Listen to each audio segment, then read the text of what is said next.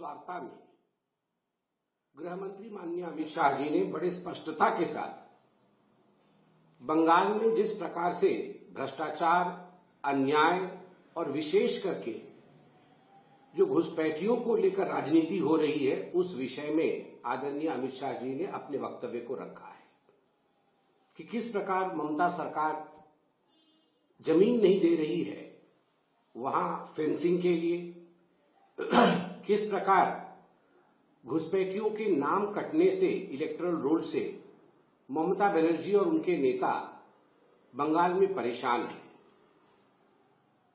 जब यह press conference समाप्त हुआ, उसके बाद ममता बनर्जी जी ने जिस प्रकार से अमित शाह जी को धमकी भरी शब्दों से संबोधित किया है, Mamata Banerjee has threatened the home minister of India in the words which can not even be thought of, यह भी हमने देखा।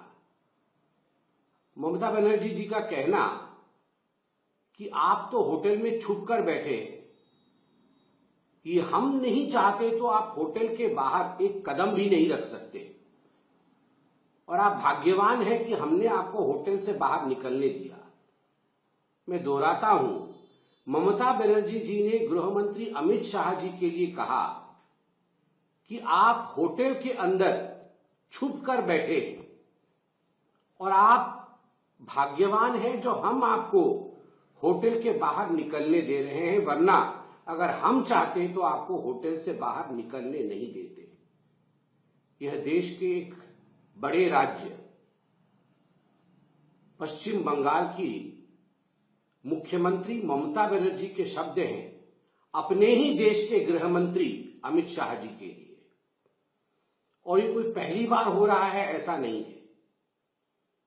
आपको याद होगा कि जब पिछली बार चुनावों से पहले हमारे अध्यक्ष जी माननीय नड्डा जी बंगाल गए थे, उनके कैवलकेड पे किस प्रकार से हमला ममता बनर्जी जी ने कराया था, घुसपैठियों से कराया था, लाठी डंडे पत्थर से उनके ऊपर हमला करवाया था।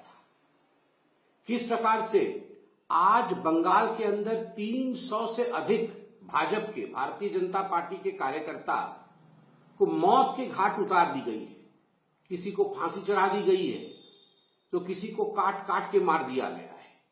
More than 300 कार्यकर्ताज of Bharatiya Janata Party have been killed in West Bengal by Mamata Banerjee and her goons of TMC. 3000 से अधिक भारतीय जनता पार्टी के कार्यकर्ता आज भी अपने घरों से बाहर रुके हुए हैं, वो अपने घर नहीं लौट पा रहे हैं, क्योंकि जिस प्रकार डेमोक्रेसी, लोकतंत्र का दमन बंगाल के अंदर हुआ है, उसका नतीजा है कि लोग आज भी अपने घर लौट नहीं पा रहे हैं। घुसपैठियों का नाम इलेक्टोरल रोल में कटता है। घुसपैठियों को बचाने के लिए ममता बनर्जी अपने ही देश के गृह मंत्री के लिए इस प्रकार के शब्दों का प्रयोग करती है, उनको धमकाती है, उनको कहती है हम आपको बंगाल की सड़कों पर उतरने नहीं देंगे। आप सोच के देखिए बंगाल कहां जा रहा है। बंगाल वह राज्य है जिसके लिए पहले कहा जाता था कि what Bengal thinks today India thinks tomorrow, अर्थात एक प्रगतिशील राज्य, एक ऐसा राज्य जहां की सोचने की क्षमता, जहां की समझने की क्षमता, जहां की विद्वता, जहां की बुद्धिमत्ता अपने आप में अद्वितीय थी पूरे हिंदुस्तान में।